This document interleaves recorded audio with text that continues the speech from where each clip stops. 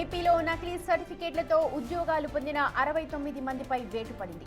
AP ఎస్పీడీసీఎల్లో నకిలీ ధృవపత్రాలతో shift operator post పొందిన 69 మందిపై చర్యలు తీసుకున్నారు.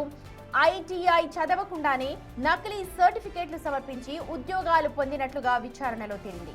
దీంతో వారిని తొలగించాలంటూ ఆదేశాలు వెలువడ్డాయి. అత్యధికంగా కడప జిల్లాలోని దాదాపు 38 మందిని తొలగించారు. ఆ తర్వాత కర్నూలుకు చెందిన 16 మంది, తిరుపతికి చెందిన 3, చిత్తూరు జిల్లాకు చెందిన 4, నెల్లూరులో 4, అనంతపురం జిల్లాకు చెందిన 3, అన్నమయ్య జిల్లాకు చెందిన 1ని మొత్తం తొలగించారు. అలాగే ప్రస్తుతం పనిచేస్తోన్న వారు మీ సేవా కేంద్రాల్లో పోలీస్ ఎన్ఓసి సర్టిఫికేట్ తీసుకోవాలని చెప్పి కూడా సూచించారు. ప్రతినిధి శివ ఉన్నారు అప్డేట్స్ అందించడానికి. శివ, నకిలీ సర్టిఫికేట్లతో ఉద్యోగం పొంది ఇప్పటి వరకు కూడా లాభపడ్డారు. 69 మందిని తొలగించింది ఇప్పుడు గవర్నమెంట్. అక్కడ డీటెయిల్స్ ఏంటి, ఏం చెప్తూ ఉన్నారు? చూసుకుంటే గత 5 సంవత్సరాల కాలంలో గత ప్రభుత్వ హయాంలో అనొచ్చు దాదాపుగా నకిలీ సర్టిఫికెట్లు పొంది 68 మంది ఉద్యోగాలు సంపాదించుకున్నారు. ప్రస్తుతం వారందరూ కూడా ఉద్యోగాలు పోగొట్టుకుంటున్న పరిస్థితి కనిపిస్తోంది.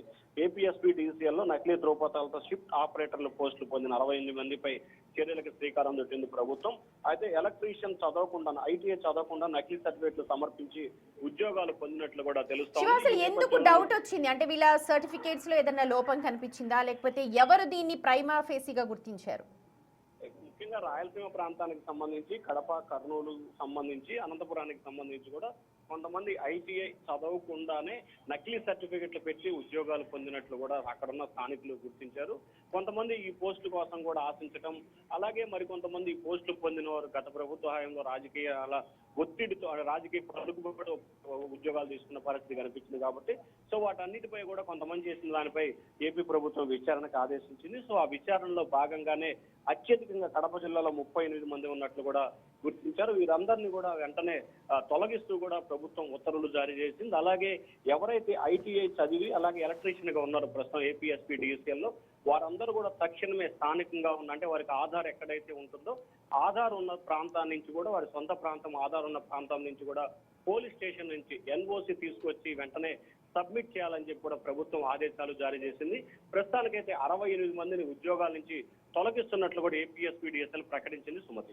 Right Shiva, thank you. మొత్తంగా 69 మందిని షిఫ్ట్ ఆపరేటర్లుగా పనిచేస్తున్నారు. వీరంతా కూడా నకిలీ సర్టిఫికేట్ ఐటీఐ కంప్లీట్ చేయకుండానే ఉద్యోగం సంపాదించారు. ప్రభుత్వం కావచ్చు, లేకపోతే తెలిసిన పైరవీల ద్వారా బ్యాక్ డోర్ నుంచి ఉద్యోగాలు సంపాదించిన వారందరిపైన ఇప్పుడు సస్పెన్షన్ వేటు పడింది. వీరందరినీ కూడా తొలగిస్తూ ఉత్తర్వులు జారీ చేసింది ప్రభుత్వం.